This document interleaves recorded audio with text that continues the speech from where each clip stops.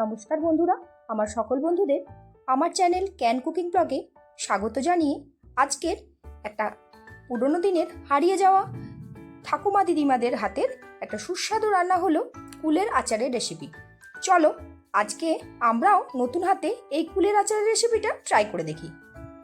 আর এর জন্য প্রথমেই আমি 1 কিলো কুল বেশ ভালোভাবে ধুয়ে বোটাটা ছাড়িয়ে এইভাবে একটু ফাটিয়ে দুদিনের জন্য রোদে দিয়ে দিয়েছিলাম।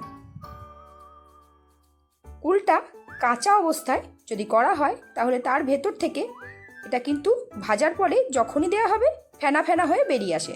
তাই এটাকে আচার তৈরি করার আগে অবশ্যই একটু রোদে দিয়ে হালকা শুকিয়ে নিতে হয়। তবে খুব শুকোলে কুলের মধ্যে কিন্তু রসটা ঢুকবে না। তাই মোটামুটি 1 থেকে 2 দিনের রোদ পেলেই যথেষ্ট। চলো আচার তৈরি করার জন্য প্রথমেই কড়াই বসিয়ে দিয়ে একটা মশলা আমরা তৈরি করে নিই।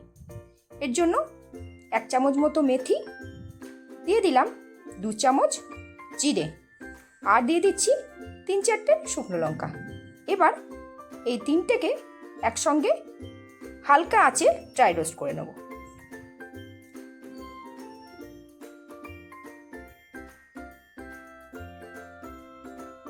আর এর সাথে তোমাদের সঙ্গে একটু পরিচয়টা সেরে নিই।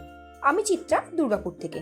আমার চ্যানেলে প্রত্যেক দিনই দেখিয়ে থাকি নিত্য নতুন কিছু টিফিন রেসিপি, যেটা চটজলদি হয়ে যায়, আর তাছাড়া পুরনো দিনের হারিয়ে যাওয়া রান্না। যদি ভালো লাগে অবশ্যই বলবো, যাবার আগে কমেন্ট করে জানিও কীরকম লাগলো। চলো এটা কিন্তু হয়ে গেছে। এবার এটা তুলে রেখে কড়াইয়ে দিয়ে দিলাম সর্ষের তেল।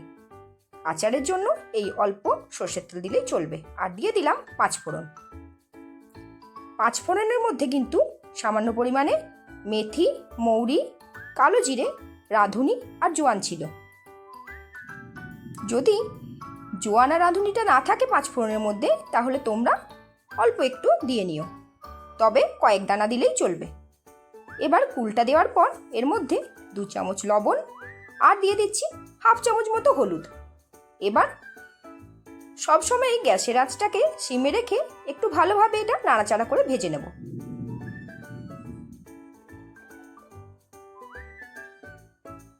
আর একটু ভাজা হয়ে গেলে এবার দিয়ে দিলাম জল।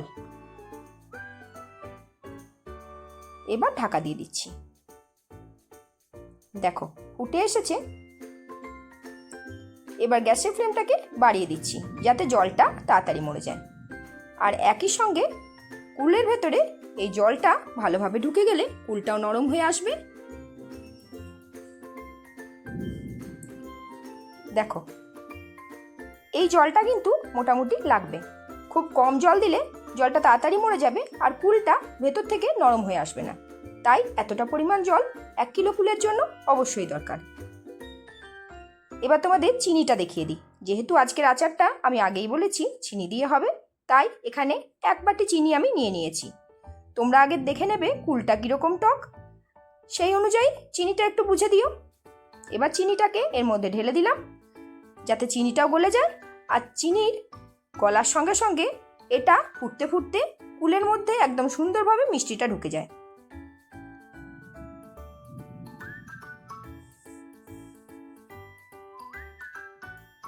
আগেকার দিনে ঠাকুমা দিদিমাদের হাতের তৈরি আচারের স্বাদ একটা অন্যরকমই মাত্রা এনে দিত। তোমরা কারা কারা বাড়িতে দিদিমা ঠাকুমার হাতের আচার খেয়েছো, বা কারা কারা এখনও সেই আচারকে তৈরি করে বাড়িতে খাও, অবশ্যই কমেন্ট করে জানিও। দেখো তোমাদের সঙ্গে কথা বলতে বলতে চিনিটা কিন্তু গলে গেছে। এটাকে হাই ফ্লেমে ভালোভাবে ফুটিয়ে দেবো। আর যে মশলাটা তৈরি করে রেখেছিলাম সেটাকে এইভাবে আমি গুঁড়ো করে নিয়েছি।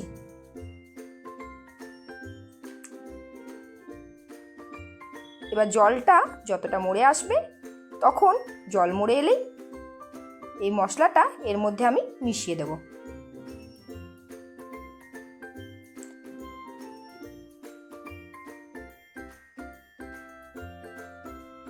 মোটামুটি দেখো জলটা সুন্দরভাবে মরে এসে কালারটাও কিন্তু চেঞ্জ হয়ে গেছে। এবার চলো মশলাটা মিশিয়ে নিই।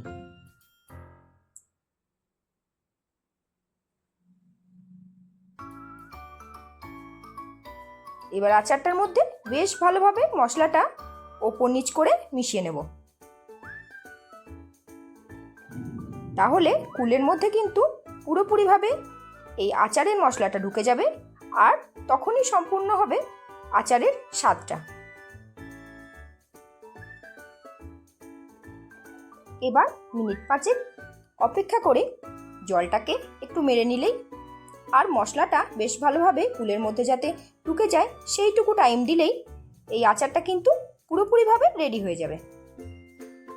দেখো আমার কিন্তু জলটা এবার মরে এসেছে আর তোমাদেরকে গ্যাসটা অফ করে দেখিয়ে দিচ্ছি এটা কতটা রসালো রাখতে হবে। এর থেকে বেশি ড্রাই হয়ে গেলে এটা কিন্তু খেতে ভালো লাগবে না। তাহলে বন্ধুরা দেখতেই পেলে আজকের এই কুলের আচারের রেসিপিটা বানানোটা কতটা সহজ। যদি ভালো লাগে অবশ্যই বলবো বাড়িতে একবার ট্রাই করে দেখো আর সংরক্ষণ করে রাখতেও পারবে এটাকে 3 থেকে 4 মাসের জন্য। মাঝে মাঝে একটু রোদে দিলেই চলবে। তাহলে চলো দেখা হচ্ছে আগামী দিনে নতুন কিছু ইন্টারেস্টিং রেসিপি নিয়ে।